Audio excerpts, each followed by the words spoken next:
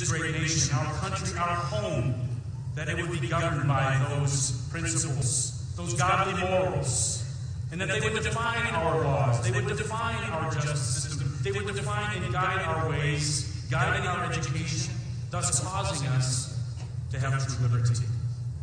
True liberty that has been the very mainstay and the very structure of the faith in you that is the root of our heritage. And may that root of our heritage produce godly fruit yet once again.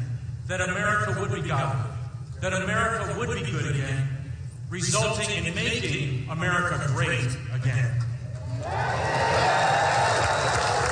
Precious Heavenly Father, we ask this of you in and through the mighty name of Jesus Christ, our Lord and our Savior.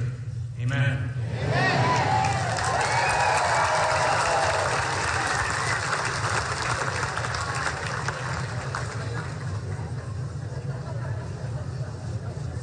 Ladies and gentlemen, please welcome to the stage Reno Hoover for the Pledge of Allegiance.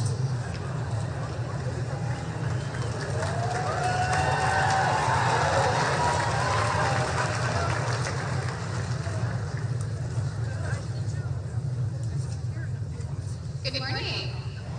Please join me for the Pledge of Allegiance.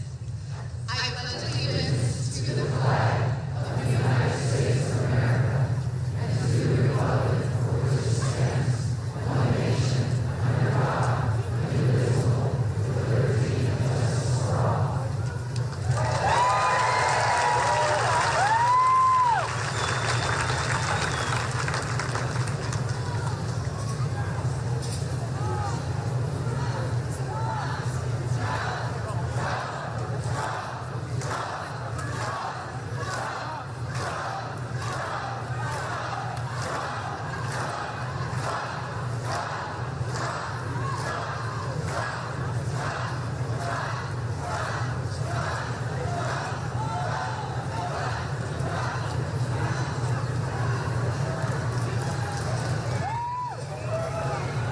Ladies and gentlemen, please welcome to the stage the next United States President, Donald J.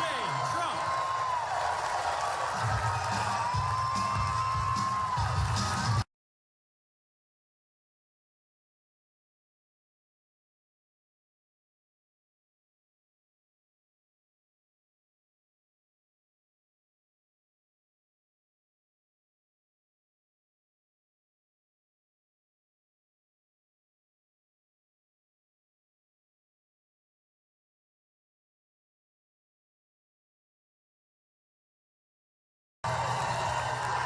Great.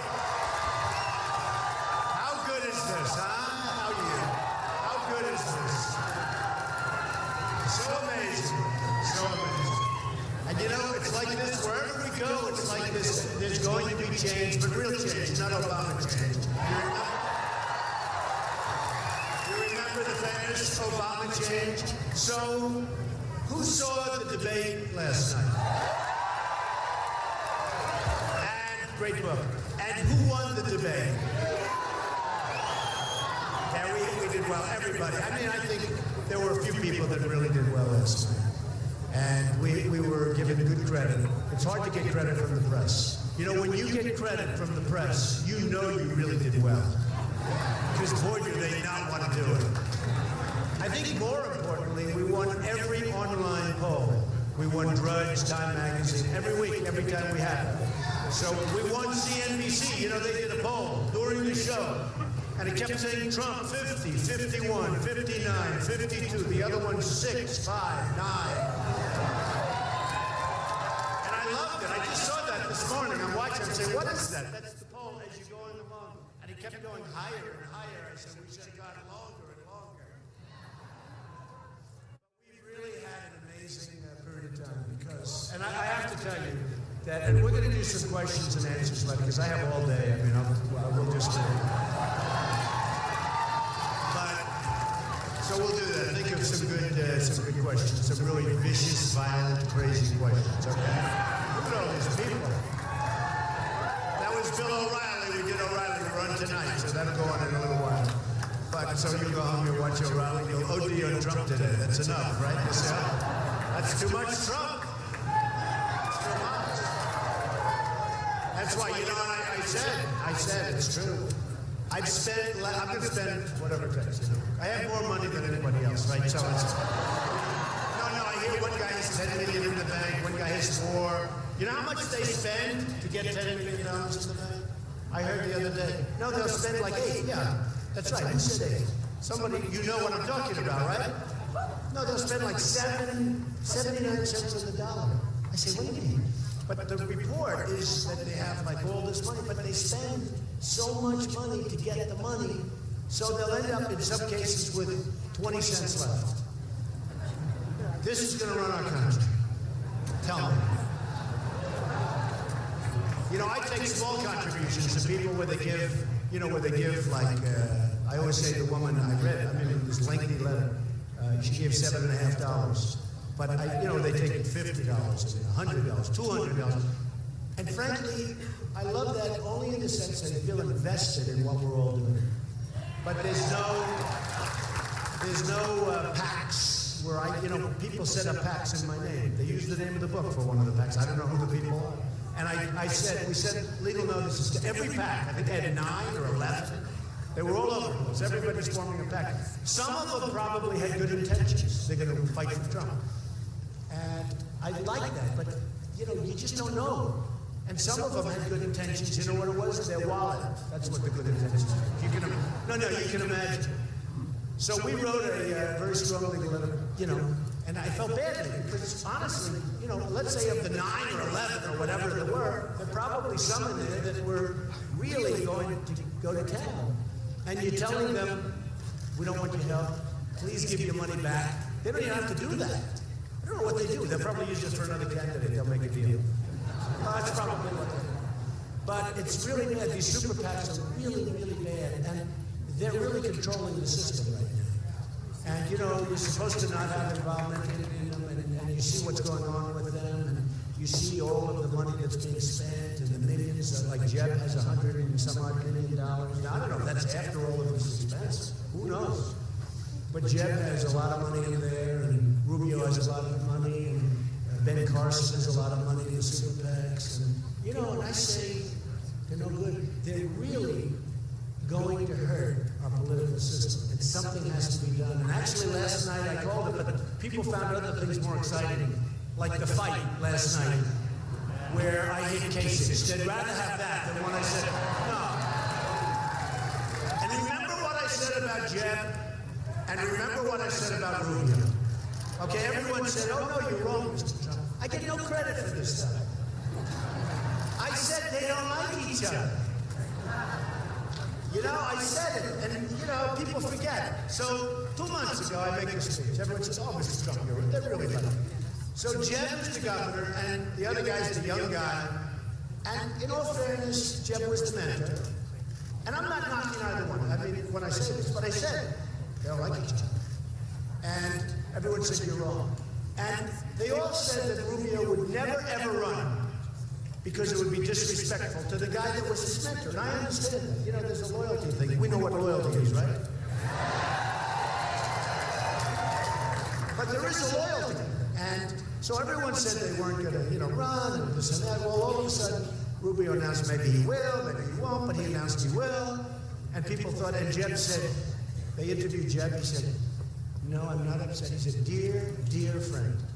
I said, oh, please, because you can imagine what he told his father. Or you can imagine, or his brother. Dear friend. It doesn't work that way, folks. But that's political speak. And then Rubio said the same thing. But last night, the heat came out. And I even said, I don't know, I told you, I announced that, I told you, a lot of anger, a lot of hatred between those two. But I love to pick it because it's life. It's like the way the system works, it's just life. But what I wanted to mention before we do a little bit, I'm going to go a little bit, and then I'm really wanting to go with the question and answer because I love it. I meet so many people, it's true, and I get so many great ideas from doing it.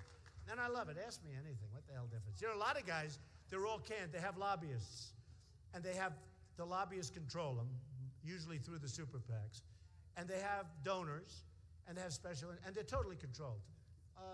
Not all of them, maybe 99%, okay? But they're totally controlled. But they have people that totally, you know, the pollsters, right? And these pollsters are tough people. They're smart. They make hundreds of thousands. Some make hundreds of thousands of dollars a month. And they do polls all the time. I said, what do you need polls for when every week, these guys, look at all those cameras in the back. They do polls like every week. They spend millions on polls. I said, why would you spend money on polls when you can get them for free from CNN, from Fox, from MSNBC? They come, no, it's true. I mean, I learned things about me. I haven't spent 10 cents on a pollster, and I've learned things about me that I never knew. So, and we're doing great. Like the evangelicals, we're doing really great nationwide. We're doing great. In Nevada, I won with Hispanics. Right? Number one with Hispanics. And I said that. You know, it's funny. Immigration, it's an amazing thing. I'm number one with Hispanics because I'm going to create jobs. People want that. We're going to have jobs. We're going to take them away from China, from Japan, from all over. And we're going to have a very, very special. Look, we're in. Some people would say life support. We owe $19 trillion. 19 trillion. What do you do? 19 trillion. And you know they just did a budget the other day. They're going to borrow another couple of $1 billion, so it's going to go up to $20 trillion. And you just say, why? Why is this happening? And do you ever notice they always get, and I'm now talking about the Republicans, they're incensed a week before they have the debt ceiling coming, all right? They're always incensed. They don't do anything for a year and a half, 2 years. And then a week before they start talking about it. Oh, we're not going to, you can't do it that quickly. You got to do it earlier. Like the day it was done the last time, they should have started working on it. So all of a sudden you hear the debt ceiling's coming up next week, by the way. You know, it's so sad because we could have so many great victories in Washington, and we just don't, and we just don't. So now we have a new man, Paul Ryan. I hope he's going to work out. He's a nice person, I can tell you. He's a nice person. And people agreed, and look, I think he's got tremendous potential. He's got to strengthen up on the illegal immigration, I'll be honest with you. He's been weak on that, very weak. But he's a good man, and he was consensus, and that's important because the Republicans, I mean, it's not only they don't get along with the Democrats, but they got to get along with themselves also. They got to go unified. And I've said, and Boehner, you know, I always liked him personally, but I said, you got to be a little different with your negotiation. He said, well, 2 weeks ago, when they were talking about trying to get some things from Obama and the Democrats, he announced, we will not close up the government. Well, that's fine to announce, but you just gave up your entire negotiating position, right? Even if you're not going to do it, because it's a severe move. But even if you're not, he has the art of the deal. Give me that book. Give me that book. Come here.